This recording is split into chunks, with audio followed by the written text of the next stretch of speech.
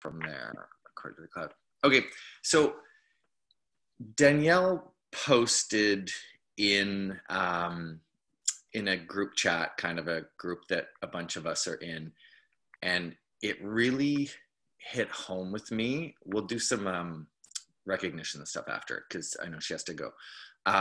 It really hit home with me because it was kind of like a light bulb moment where it showed me that this business can be fun again and enjoyable, and it doesn't have to seem like you're on doing stuff that's icky to you. And I think that's where I find we have so many new coaches we onboard, and after a month or two of feeling like they're having to do these cold invites, it's like, yeah, no, this isn't for me. And it really, I really like what Danielle has done to kind of bring the joy back. So if you don't mind, can you give us a quick rundown of kind of like how long you've been doing this, and where you started, and maybe before we get into like Q&A and what you're doing now, kind of a little story of your cycle kind of with Beachbody. Yeah, I can totally share that. And thank you so much. I'm really excited to be on this call. I told Mike, I don't plan for anything. I'm a fly by the seat of my pants kind of girl. So we're just going to go with this. So I love that. Just sharing my story off the bat. As of February 29th, which I think it's so funny that I signed up in a leap year, I will have been a coach for 8 years, which is crazy. And I am a 5-star diamond coach. Other business centers are, I don't even remember where they're at some point, because I stopped freaking out about rank a little while ago, and I found so much more joy in this business, and my income has grown. So income disclaimer right here, you know, Beachbody doesn't guarantee. A lot of hard work and a lot of fun. I stopped freaking out about those things, and I'm a 7. I want everything to be fun. I don't know if you're familiar with the Enneagram, but like if it's not fun, I'm done. And I was starting to lose my joy. And I had run my business exclusively on Facebook for so long. And things started to get more political on Facebook. There was a lot going on Facebook where people just were very skeptical. They didn't want to talk to you about buying anything, like people immediately. And I think it's because people were plopping people into groups. They were selling nails and makeup and jewelry and all this. And so it put everybody on, you know, like, oh, no, no, I don't want to talk to you anymore.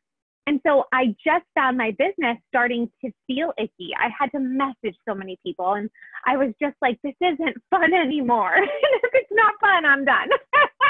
It's just how I am and how I roll. So I decided, I'm trying to even think of, I'm really bad at timelines too. Like everything just turns into a blur. But it was about a year ago. I would say like a year and maybe 4 months that I said, okay, I'm going to dig into Instagram. Facebook's just not quite working for me like it used to. I don't love sending a million messages a day. It's stressing me out. I see potential in Instagram. I'd watched a few trainings and I was like, okay, I'm going to go for it. And I had been treating Instagram like my Facebook, and it just wasn't working. I wasn't finding organic growth unless I was going out and doing okay, you have to follow so many people and you have to unfollow. And that to me was like, this isn't fun. So I dug into some trainings, and I can't even tell you what it was, but I just realized I'm going to use social media to be social, because they will reward you on social media for being social, guys. I mean, mind blowing right there.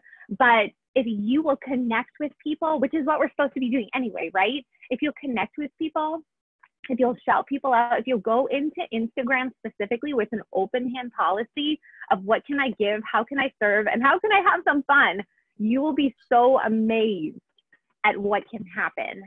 So if you want, I can just kind of dig into what I've done to grow my page. So when I started on Instagram, I had about 3,000 followers already. I don't even know how I got those followers, just to be honest. Did you ever use a service or anything like that, or was that? I did. I used Jumper Media for a few months, and I had great success at first. I probably gained a few thousand followers. But the problem was I was getting some followers who were my people, but I was also getting spammy accounts. My account kept getting blocked and shut down because they were doing too many likes for me. And it was frustrating when I went and saw what they were liking. I was like, hold the phone. I would never like that. And it really started to bother me. I was really glad that it helped me dig into Instagram and maybe forced me to just, okay, I'm going to work over there. I'm going to figure it out. I'm going to connect with people. But I was like, no, I'm done. I'm not going to do the services anymore. I'm going to figure this out. So I started digging into my niche. And I know that we hear it all the time. I've heard it since the very beginning. Who are you? What do you love? And what are you about? And at the time I was like, well, I'm a beach body coach. That's what I love. That's what I do. That's what I'm about. Right. And I'm a mom. I have 3 kids. Like, that's what I do. That's what I'm about. And so I had left out something that I finally started to realize when I hopped on Instagram, and I was like, okay, I'm going to connect on here and see what I actually like on Instagram. If I were not a Beachbody coach doing this as a business, what would I go to learn, find, see on Instagram just for fun? You know, mamas, when you're laying in bed and you're scrolling, like, come on, what do we do for fun? What do we enjoy? So I started digging into a niche community on Instagram called the Curly Girl community. I don't know if you noticed, but I have a lot of curly hair. And I soon discovered that the Curly Girl community was like this whole subculture on Instagram. And what I realized was, as I started watching how some of them use their Instagram, they were all about like interconnected, sharing each other's things. And I thought, okay, I'm going to start doing this. So I started shouting other people out. I learned something from this girl about my hair. She taught me something. I watched one of her tutorials. I loved it genuinely.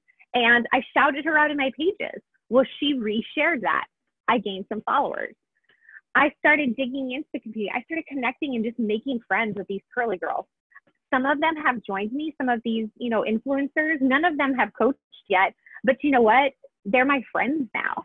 And they will shout me out, and they will point people to me. They will refer people to me because they know that I'm doing Beachbody. So, and also all of my people now, if you ask them, like, well, I found you through the Curly Girl community, but I soon saw what you were about. If you go to my Instagram, and this was a scary shift for me, like huge, scary shift. If you scroll down, you can see where I started to change. And I honestly, mostly, probably 85 to 90% of my posts, which I should have had it so I could pull it up on my screen. But if you go, I'm Curly Fit Mom, about 90% of my posts are about hair. Like, I don't post anything Beachbody on my actual news feed. And for me, that was really scary because I thought, okay, if I shift to that, how am I going to show like what I'm about as a coach? How am I going to do that? Oh, here we go. Thank you. You're awesome. So yeah, you can see like I have a few before and afters that I put in there. I tell a little bit about my journey, but most of it is all about hair. And it's crazy to me. But then in my stories, I share everything. So in my stories, I make sure I have a good mix of talking about, okay, so here's something I'm doing with my hair. Oh, I tried this new product. Oh, here we go. I have a little bit of fun because like that's what I do. So here you can see like I'm sharing about doing bar blends, and I invite to my challenge groups. I shout out. I did a payday party yesterday, which you'll see if you go through my story. So I'm constantly sharing about my whole life, but I can tell if I get too far into Beachbody in my stories, my views drop off. So I have to make sure I'm serving my people. What do they want? They want to know about hair, but that's the hook for me. And I'm totally okay with that. Like I will hook people with hair until the cows come home. But it took me a while to make that switch. And I'm not even saying, if you have built your brand, like Mike, I was looking at your Instagram page this morning. I hope you don't mind. But I thought you have a great, like you have a great brand started. I love how you're all about the family and the food. So what I would encourage you to do and others to do, if you've made fitness your brand, I hadn't really ever done that. I didn't ever feel like, I'm not a fitness instructor. I really don't like making like fancy recipes and stuff. Like I'm all about like throw the chicken and the like whatever, you know, I eat on the fly and it's all good. But if you're like, if that's your thing, like food is your thing, go outside of Beachbody and try and find other accounts of people who are doing the food thing that you can learn from, you can shout out, you can connect with. Go be social. Like Mike, for you too, like I love your Instapot and the family thing. Find other accounts that are similar to that. Go look in your, what is it, the share page? I can't remember what it's called, but you know, that page that shows like things you might be interested in. Go check and see if there are accounts there that are outside the Beachbody world and connect. I was trying to think of just some ideas of, you know, other ways we can connect. And I'm not even saying like switch your whole Instagram account tomorrow, like dig into makeup or whatever. You don't have to do that. Just do what feels good to you and have fun with it. Like really, truly have fun. My entire share page is tattoos. I love it. You can totally connect with other people that way. And I love that so much. Just make sure in your stories, you're sprinkling in that Beachbody, that people know what you're doing. So I was thinking like camping. Some families are super into camping. Oh my gosh, that's huge. You can go and find all kinds of family camping Instagram sites. Check hashtags that you think will interest you. There's fire wives. There's, you know, first responders wives. There's people who are so into do it yourself. Like, oh my word, do it yourself projects are huge.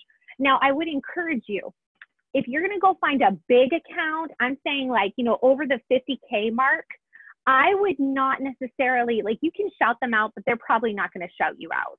Let's just be honest about that. They've got too many people. So you want to look for bigger accounts that are in the like 10K and up or closer to wherever you are in your niche. And you want to maybe shout them out and tag them like, oh my goodness, I love this camping tip I saw from so-and-so. It was so great. I'm going to use it the next time we go. Thanks, blah, tag them. I'm trying to think of some other ones that I thought of this morning. You know, maybe you're a nurse. Like there are so many, like find those accounts and they're out there. Instagram is a wealth of community. There are so many niche communities out there. It is crazy. And you can find yours and you can dig in and you can have a lot of fun doing it. My account organically, I'm just going to tell you, I'll tell you some Beachbody stats and then I'll tell you some Instagram, you know, growth stats. And it took time. It took time to build. And I will say I came up with a hashtag that like took off overnight and it was so funny. Another curly girl, she's like, girl, if you share this and you put this hashtag on it, I am telling you it'll take off. I didn't believe her and it happened. And I'm telling you, it is possible in other niche communities to come up with something that's a little bit new that can totally, you know, take off once you dig into that community. So you just never know what can happen. But on my Instagram, I grow about 100 new followers a day. That's organic growth. Typically 1,000 a week. Sometimes it's more, sometimes it's less. So if I go to my insights right now, I've had about, my growth this week overall is about 312 so far. So it was a slower week, but typically like, I don't have to do the follows and unfollows and any of that. I follow accounts I'm interested in only. Like that I'm like, ooh, there's another curly girl, I'm gonna follow her. Because I want her to come see my stuff for sure, but I wanna totally cheer her on and love her. I answer a ton of questions every day. How much a day do I spend on social media? I spend probably about 3 hours a day on Instagram. And now this is my first year that I am full-time coach. My kids are, all 3 kids are in school for the first time. I'm not homeschooling anybody. I'm not teaching part-time because I was teaching part-time. I was teaching full-time before that. I'm full-time coach. So like I've dug into Instagram even more and like, it's just so much fun, but you can do it just a little bit. Like even if you're doing it, like try and think about what you would enjoy on social media and go for it. Connect, love, share. Sharing other people's things is so huge. And I feel like there was something else I was had started to say and I got distracted, but it's all good. So let me see what time we've got here.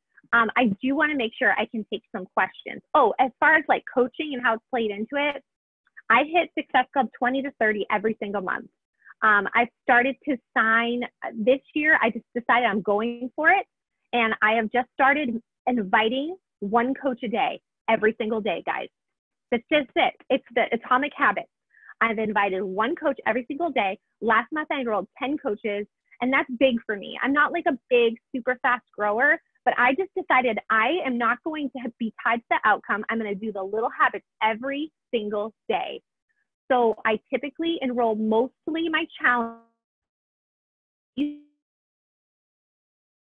In my challenge group, I convert them to coaches, and I've just been slowly inviting. And this month, I've already signed up 7 new coaches. So it's like, it can happen through Instagram. I just want to tell you, like, it's totally possible, and you can have fun doing it.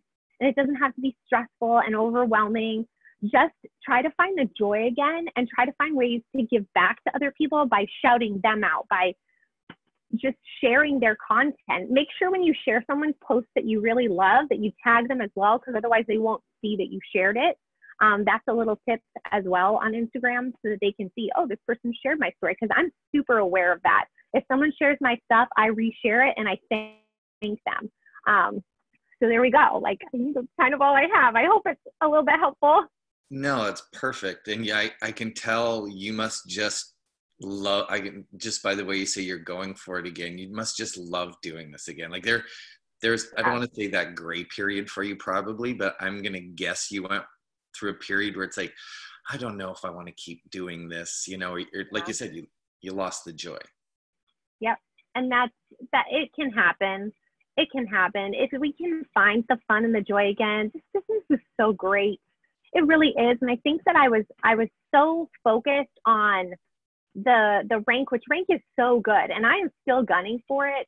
But really, I just want to find people I can connect with, love them so well, and serve them, and make really great connections along the way. And it's been so much more fun. It really is. And if you want, like, you can totally check out, you don't have to follow me or anything, because, I know you guys have got all your stuff to do, but if you want to see what I do for a little bit, I'm so happy to, share those tips. I don't share as much on the weekend just because I try to disconnect a little, because I'm on Instagram a lot. I like it. So I try to honor my family on the weekends and, disconnect a little bit. But if you have questions too, or if you want me to check out like your Instagram, I could probably do that real quick. So, just let me know, because I really do love it. Any questions, guys? And I know you've heard Jamie say, you hear me say it, and I think this kind of hits home that this business isn't a fitness business, right? And so many new people, I think it's easy to get sidetracked into it because it's easy to talk about, because you think that's our job. Yep. Oh yeah, for sure. Go ahead, Shalene. I have one. Okay, this is going to be, I feel like, the $1 million question. For most of our team, we talk a lot about making those connections, be social, just be you, be authentic. And they have such a hard time switching that over into an invite. And they're like, at what point do I invite? And they stress about the timeline of how long am I making this connection? How long do I have to be their friend on social media? What does that look like for you? So you're making these connections in the curly girl world. How does that translate over in like DMs? How does that work? Okay, that's a great question. I'll be very honest with you. A lot of times now, I don't message anybody directly first.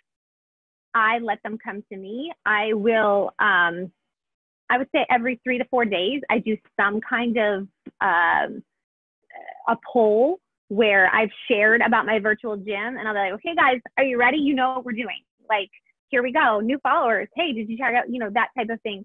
So most of the people are voting on a poll first, and then I go straight for the invite. Like they've said, yes, I'm interested. Yes, I want more deets. If someone comments or does like a clappy or something like that on one of my fitness ones, I just go straight for it. Like, I just have no fear anymore. I figure people are watching my stories, they know what I'm about. I feel like people watching your stories, if you know they're watching your stories, you have an in with them already because they already feel like they know you.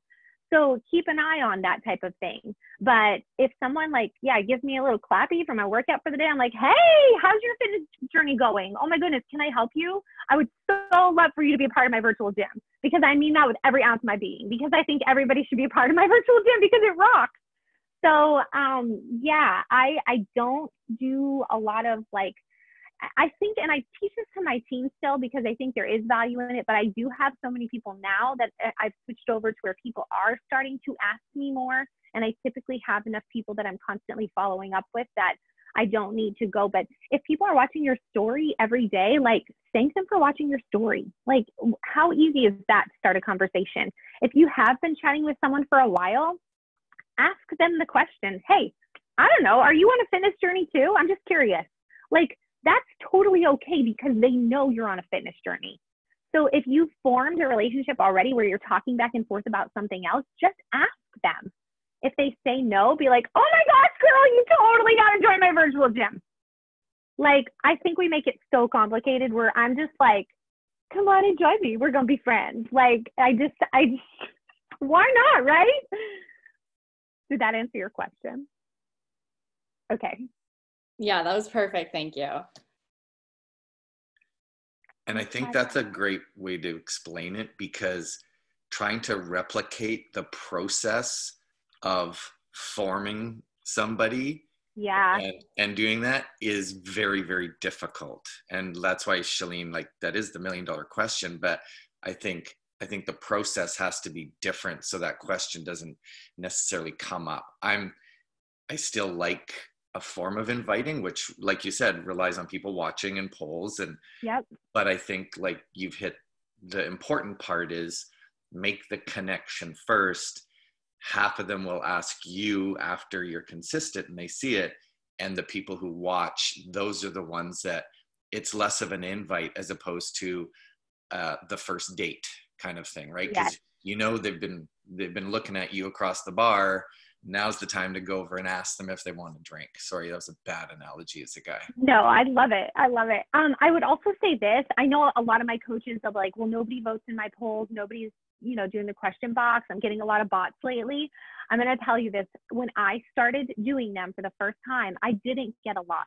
But you know what I started doing? I started telling people, okay, guys, I'm putting up a question box again, and you need to put it in there because I don't want to talk to myself. I need feedback from you. Like, I was, tried to be funny about it, but like, ask people, hey guys, I'm putting up a poll. I want to know. I'm really curious. But you have to do it about other stuff too. You can't just do it about fitness in your virtual gym. You have to train your people who are watching your stories to vote. Like, you really do. To do it about silly stuff. Do it about stuff that people are super passionate about. Oh my gosh.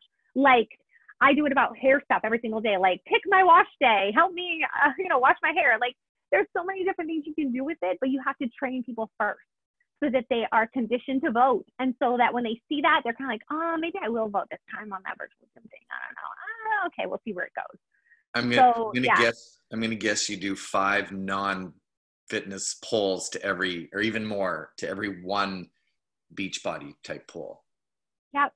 Yeah, it's true. So if you don't have people like answering right away, keep doing it, and even ask people, like, let them know, oh, I want to hear from you. Hey, let's talk today. What do you think about this? Like, even just silly things. Yeah, people just want connection. They really do. And people like to be noticed. Shouting out your followers can be huge as well. Like, just that recognition. I have people all the time that say, oh my goodness, thank you so much for answering my question. And I'm like, well, that's easy. But it's an open door. Hey, I answered a question. I'm going to talk to you about anything I want to now. That's just how I view it. I don't know. But I think that go ahead. No, I was just going to say, I know you have to go. If there's one more question before Danielle has to leave. And don't feel bad if you have another one, Shalene. I know I'm bursting at the seams with questions. I always am. Okay, I will ask one more question for new coaches, because I feel like this is probably one of the biggest things. I feel like there's like 2 parts of coaching, right? When you're new, and then you get to a point where you feel like you're stuck. and you kind of have to get over that hump, right? Yes. But even as a new coach, I feel so often they've started on this journey to discover who they are. And they're in this transition of like personal healing and working really hard towards their own health and wellness goals. And through that journey, I feel like almost as new coaches, they feel a little bit lost. And so what's your best advice in like really stepping into who you are as a new coach and finding your culture on social media when you might even just kind of feel lost yourself? How do you do that while getting comfortable as a new coach? I would just encourage them, well, first of all, personal development. Like, man, if you guys aren't encouraging your new coaches to do personal development, and I don't know if you're faith-based or what you all believe, but there's a book I just started reading. Oh my gosh, it's so good. Jess Connolly, You Were the Girl for the Job. Like, if you have a coach that struggles with belief, like that is an incredible book. I'm already like blown away. So I would say definitely encourage their personal development. But you know what? Like, they're already going to have those things that I hope that they, you know, have a little bit, you know, things they like. And even just, I feel like new coaches, like I would give anything to go back to be a new coach in some ways. How relatable is the beginning of your journey? Like, seriously, I try to help my new coaches see, like, you guys are so relatable. Like, people look at me and go, well, I can't do that. She's been working out for years. But like, help them to share the vulnerability of starting something new, whether it's their fitness journey or the coaching journey, and show people like, I don't know what I'm doing, but I'm really excited, and I'm going to figure this out, and share with their social media, like, you can do this too, because I don't know what I'm doing. I don't know. I think there's something really incredibly vulnerable and real about the beginning of your journey. So help them to lean into that and just share, like, look, if I can do this and I'm new at this and I'm scared and excited, oh my gosh, anybody can do this. So. Okay, I'm going to take the last question. Your last 3 pictures look like the freaking cover of Vogue magazine. Like, the lighting, your eyes, what the heck are you using? Is ring light it's window? My iPhone. I know. Good window lighting. That's it. I don't use anything else. I never use anything else. I use a window and I take a few pictures till like the lighting is right, my friend. That's it. And I like walk around. Usually my kids think I'm crazy. I walk around to each window like that day to find the good lighting. That's it. I drive around too, but yeah, because those last 3, I don't know. I'm just looking at them and I'm like mesmerized. They're amazing. If you scroll back a while, you can see where I was trying to do the preset filters and all that. And I finally said, enough with this fish. I am done, because it took so much time and it stole so much joy. And I was like, I don't care if my Instagram looks perfect. I'm just going to be authentic to me. And I am not perfect. So, okay, I might get a few good pictures in there because lighting is really good and my hair looks great that day. But overall, like, I am not going to spend hours on presets and all that. I just don't. And I don't plan my feed at all, guys. I fly by the seat of my pants every single day with my content. You don't have to plan it because you have a theme and it's your hair. And it's like that sometimes I'm cursed. Sorry, I'm a 5'10" average white guy. It's like, I got nothing. Oh, but you have so much. I love your passion for food and sharing and all of that. So dig into that and lean into that, because it can still serve people so well. Thanks so much. I'm so glad I asked you, because this was like perfect for us at this time. So many new coaches. So thank you so much. Go enjoy your call. Okay. And it's very, very nice to meet you all. And yeah, thanks for being here this morning. So thanks. Really, shoot me a message. It might go to my other folder. It takes me longer to go through my other folder messages, but I am so happy to answer questions. I really do enjoy it. It might not be till Monday, so if you don't like hear back right away, I have not forgotten you. I just try to be a little principled on the weekends, just a little bit. So, all right. Thanks so much, Danielle. Bye, guys.